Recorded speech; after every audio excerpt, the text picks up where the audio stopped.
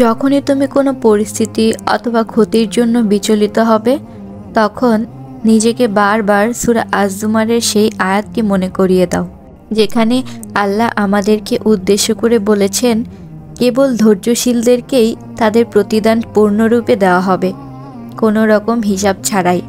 তাই ধৈর্য ধরো যদি হিসাব ছাড়া প্রতিদান পেতে চাও।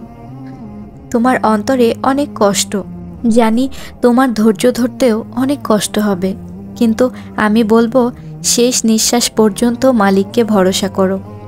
হে আমার আরশের মালিক, নীরবে কষ্ট পাওয়া প্রতিটি মানুষের অন্তরে প্রশান্তি দান করুন।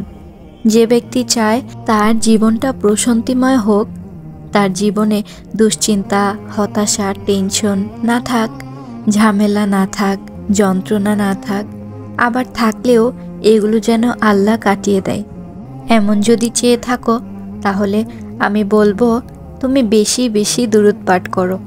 দেখবে তোমার আর কোনো দিন কোনো চিন্তাই থাকবে না, কোনো কিছু নিয়ে তোমাকে ভাবতে হবে না।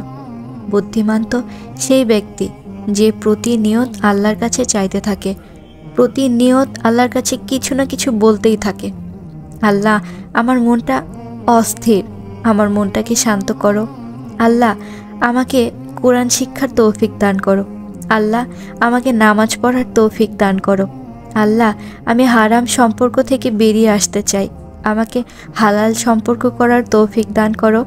দোয়ার তো কোনো শেষ নেই, তাই না? আচ্ছা, তুমি একটা কথা চিন্তা করে দেখো তো, দোয়া কি তুমি জিনিসের মতো মনে করো? দোয়া কি টাকা দিয়ে কিনতে পাওয়া যায়, নাকি জিনিসের মতো দোয়া তুমি টাকা দিয়েই কিনবে?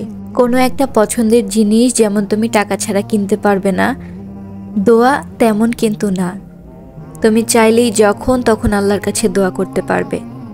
দোয়া তো টাকা দিয়ে কিনে করা যায় না, বরঞ্চ ওই যে জিনিসটা তুমি টাকা দিয়ে কিনেছ, তার থেকেও হাজার কোটি গুণ মূল্যবান তোমার দোয়া তোমার রবের কাছে।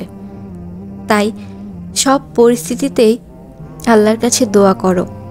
আল্লাহ কোন দিক থেকে তোমাকে খুশি করবেন তুমি নিজেও জানো না, কখনো কল্পনা করতেও পারবে না।